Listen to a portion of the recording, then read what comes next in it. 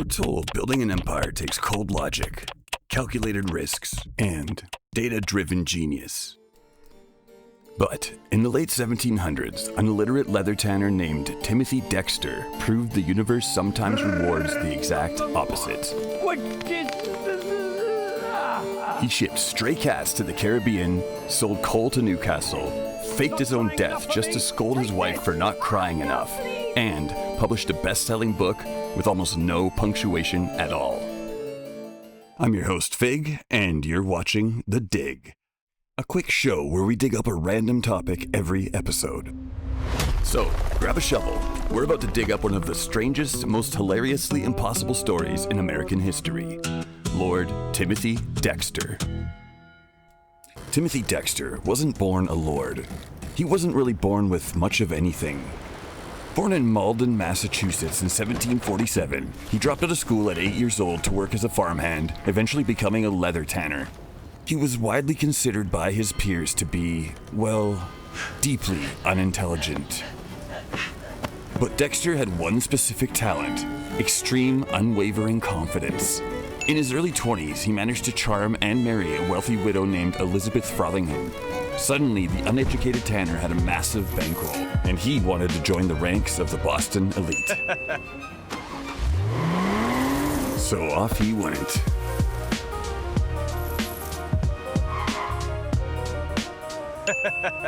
The Boston elite wanted nothing to do with him. So he did what any genius investor would do after a revolution. He went all in on the worst possible asset. At the end of the war, the new American government had printed mountains of continental currency. It was so devalued that the phrase, "not worth a continental," entered the language. Wealthy merchants were dumping it for fractions of a penny just to get it off their books. Dexter, seeing everyone else selling, decided to take his wife's fortune and buy almost all of it. He bought mountains of worthless paper. His neighbors laughed at him.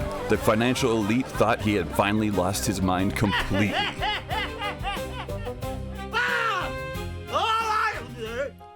Then, in 1790, Secretary of the Treasury Alexander Hamilton enacted a plan to have the federal government assume the state's debts, meaning those worthless continental dollars could suddenly be traded for treasury bonds at face value.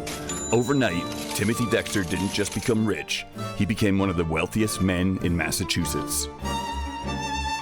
And that is when things started getting truly ridiculous. With his newfound fortune, Dexter did what any self-respecting, newly rich eccentric would do. He bought the biggest house in Newburyport and turned it into a monument to his own glory. He filled the grounds with dozens of wooden statues of the great men of the age, and naturally, several of himself. He insisted his servants address him as Lord Timothy Dexter. He even paid people in the street to call him by the title. Timothy Dexter and be paid. Lord Timothy, as you wish, Lord Dexter. Now that Dexter had the capital, he decided it was time to become an international merchant. He wanted to export goods. His very first major move, he bought 42,000 warming pans. Then name your price. For context, a warming pan is a heavy brass container. You fill it with hot coals and slide it under your blankets to heat up a freezing bed in the dead of a New England winter. In a tropical climate where the average temperature was 80 degrees, Boston merchants laughed. They assumed this single trade would ruin him. Dexter packed thousands of them onto ships and sent them straight to the West Indies. Locals had little use for bed warming pans in the heat, but they discovered the pans made excellent ladles for stirring and skimming molasses on the sugar plantations. The entire shipment sold at a handsome profit. Dance, you fool! Dance! Look at him go. He also rounded up stray cats from Newburyport and shipped them south. The Caribbean had a serious rat problem. The cats did not. Once again, Dexter's gamble had paid off. Undeterred by his success, someone jokingly suggested he ship American coal to Newcastle, England, the heart of the world's coal industry. The very phrase carrying coals to Newcastle meant doing something utterly pointless. Dexter, unaware he was the punchline of a transatlantic joke, filled an entire fleet with coal and sent it across the ocean. His fleet arrived at the exact moment the Newcastle miners went on a massive strike. The town was desperate for coal. Dexter sold every lump at an extortionate price. Once again, spectacular failure had looped back into genius. In 1802, Dexter published his autobiography, A Pickle for the Knowing Ones. It was unconventional. The book contained almost no punctuation, wildly inconsistent spelling, random capitalization, and long rants about politicians, the clergy, and his own greatness. He suggested the young United States might benefit from an emperor, and that he was available for the position. Readers complained about the lack of punctuation, so in later editions, Dexter simply added several pages full of every punctuation mark imaginable and told people to insert them wherever they liked. The book went through multiple printings anyway. But becoming a bizarre literary sensation wasn't enough to satisfy Dexter's boundless ego. Obsessed with his public image, he was desperate to know exactly how much the town truly adored him. And he certainly wasn't going to wait around until he was actually dead to find out.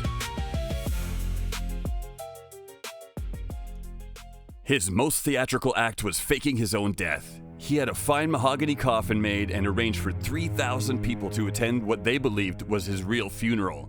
From his hiding place, he watched with satisfaction. Time to hide. When he felt his wife had not cried hard enough, he revealed the hoax and beat her with his cane for insufficient mourning. After the mock funeral, life in the mansion continued much as before. Dexter remained a curiosity, a local legend, and a mild embarrassment to the more respectable citizens of Newburyport.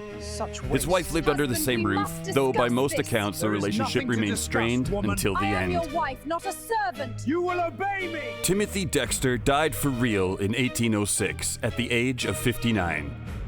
He left money for the poor of Newburyport and, in his own strange way, left behind one of the most peculiar legacies in early American history. A man who failed upwards so spectacularly that even his worst ideas somehow turned to gold.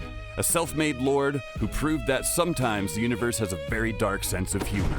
Perhaps the universe does not reward intelligence. Perhaps it simply rewards those who refuse to stop moving, even when every sensible person tells them they are heading the wrong direction. I'm Fig. That's it for this episode of The Dig. If this strange little chapter of history stayed with you in any way, consider subscribing and sharing it with someone who might appreciate the unexpected. These stories only keep circulating when people pass them along. We'll dig up something else soon. Until then, stay curious. Dig it, dig it, dig it, dig it.